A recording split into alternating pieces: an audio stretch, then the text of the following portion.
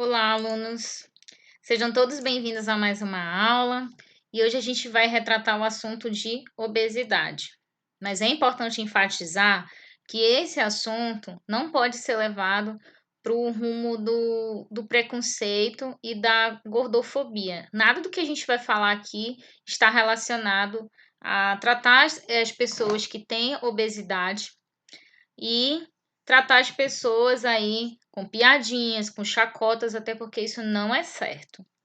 Então, gente, apesar de que algumas pessoas consideram que a obesidade possa ser uma beleza, né? Como eu vejo muito por aí propagandas relacionadas aos obesos, eu acho isso muito legal, tá? No sentido de que se a pessoa se sente bem e ela quiser realmente ficar com o corpo que ela se sente feliz, ótimo, beleza. Mas a partir do momento que isso começa a comprometer a saúde da pessoa, já se torna um pouco de preocupação. Uma preocupação que é normal, né? Se a gente tem um amigo obeso, a gente fica preocupado com a saúde dele. Porque, querendo ou não, não tem como desvincular a obesidade da saúde. Está interligado. Então, algumas pessoas têm que levar a obesidade como se fosse realmente uma doença e não uma derrota pessoal. Então, vamos continuar aí. O médico utiliza vários critérios para verificar se um adulto está obeso ou não.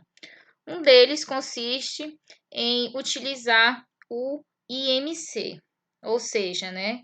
No caso aí, ele divide o peso da pessoa pela altura e eleva ao quadrado. Na verdade, o IMC, vocês já devem ter aprendido como é que se faz o cálculo dele, tá? Mas aqui eu vou discutir algumas coisas com vocês. O IMC, ele tem que estar nessa faixa aqui, tá? Para a pessoa ser considerada saudável. Mas é importante enfatizar que nem sempre a pessoa saudável vai ter esse IMC. Lembra do que eu falei? Que o médico ele tem que ter vários fatores para determinar se uma pessoa realmente é obesa ou não. Mas é importante ficar de olho nesses dois resultados aqui, ó, tá? Magreza grave, que é um IMC muito baixo, e um IMC alto demais, que seria esses três aqui, ó, tá? As obesidades divididas aqui nessas categorias. Grau 1, grau 2, que já é severa, já é uma coisa realmente ruim, e a obesidade grau 3, que é a mórbida. Ou seja, a obesidade grau 3 já é aquele ápice em que a pessoa a qualquer momento pode morrer por alguma coisa, um ataque cardíaco, um AVC ou qualquer outro tipo de coisa que esteja relacionada com a obesidade dela, tá? Então, a gente tem que começar a se alertar quando a gente chega aqui no sobrepeso também, porque daqui para cá é um passo, né? E também levar em consideração essa questão da magreza, porque a magreza ela pode estar relacionada a várias coisas, a desnutrição, por exemplo, tá? Então tem que ficar de olho nesses resultadozinhos aí. Mas olha só, é importante verificar que o IMC ele não é padrão para considerar uma pessoa obesa, até porque uma pessoa que é atleta, por exemplo, aqui nós temos um fisiculturista. Ele pode ter muita massa muscular e ter o mesmo peso de uma pessoa obesa, por exemplo, tá?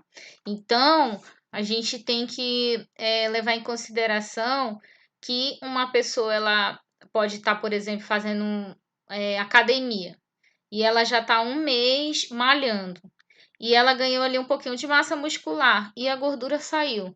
Aí a pessoa fica chateada, eu não emagreci, eu tô gorda, eu tô fazendo dieta, eu tô fazendo tudo direitinho.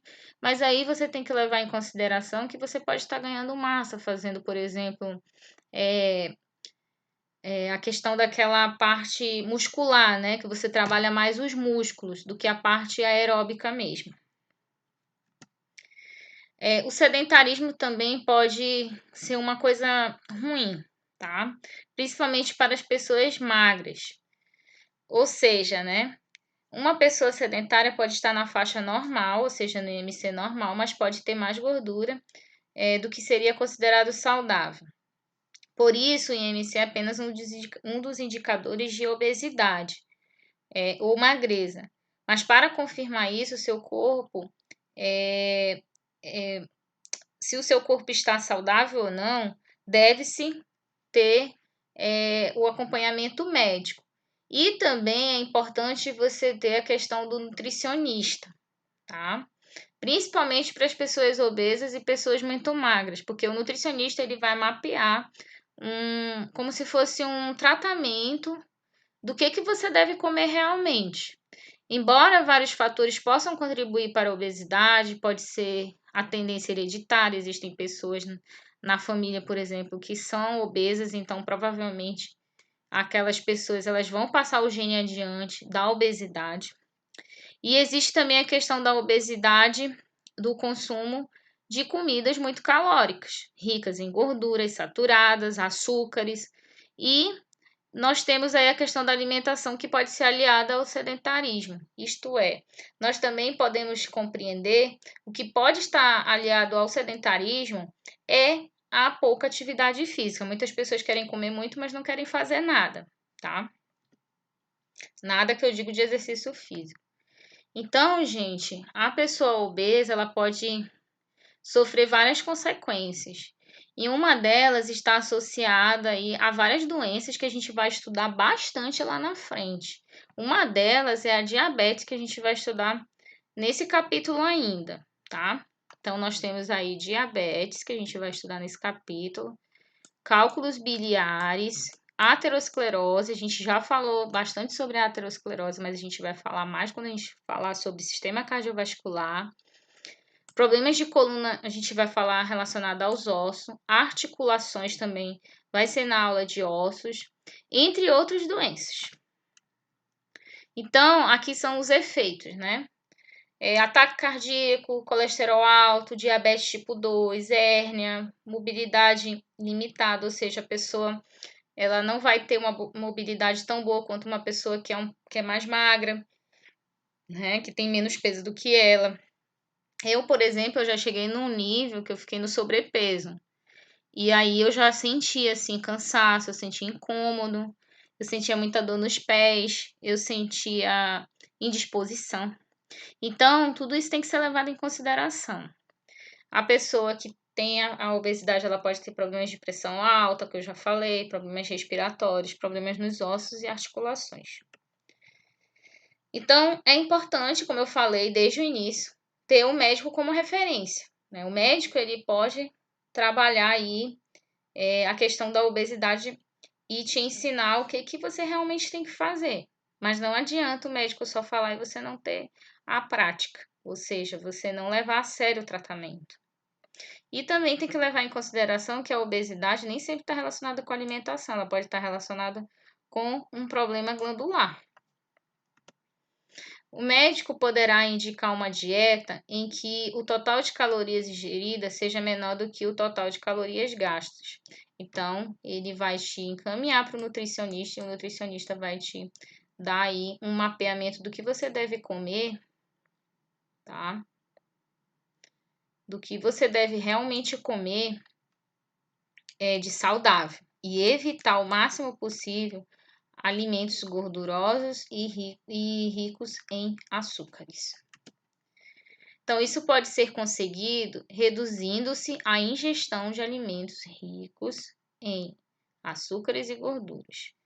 Então, gente, o ponto-chave para fazer você ir para a obesidade rapidinho são esses dois venenos, né? E a gente tem que colocar o sal aí também como um veneno, mas isso é uma coisa que a gente vai discutir quando a gente falar de sangue. Mas açúcar e gordura são venenos. Isso se for consumido em excesso, tá? Eu vou deixar de me alimentar de açúcar porque a professora Patrícia falou que é ruim, que é um veneno, tá? Quando eu falo essas coisas, gente, não é para limitar a relação com açúcar. Lógico que você reduzir é maravilhoso. Você vai ter vida longa se você reduzir açúcar e gordura na sua alimentação. Mas, se você consumir em excesso, aí o negócio vai ser problemático quando você chegar nos 30, nos 35 e passar dos 40.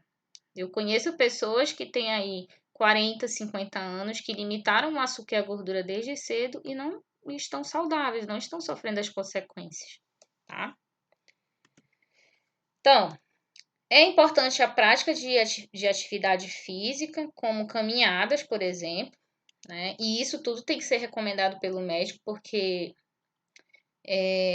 eu conheço pessoas que são obesas e elas não podem fazer atividade física pesada, porque isso a qualquer momento pode prejudicar o seu organismo, como por exemplo um ataque cardíaco, se a pessoa fizer muito esforço físico.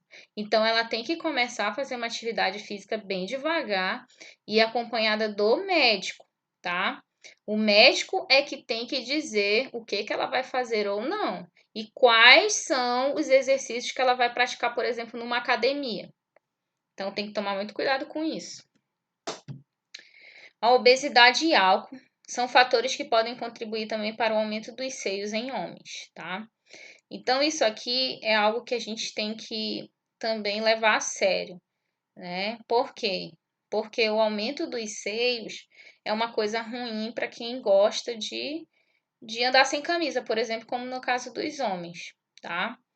Então, lógico que isso vai depender de pessoa para pessoa, porque tem homens que se sentem à vontade de qualquer jeito. Ah, eu vou ser gordo, para mim o que importa é comer e pronto, tá? Então, isso também vai depender da pessoa. Não adianta a gente conscientizar e a pessoa não querer ser cuidada.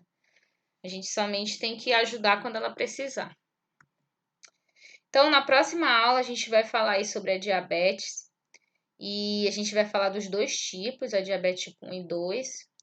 E vocês vão entender mais ou menos como é que funciona o mecanismo bioquimicamente, tá?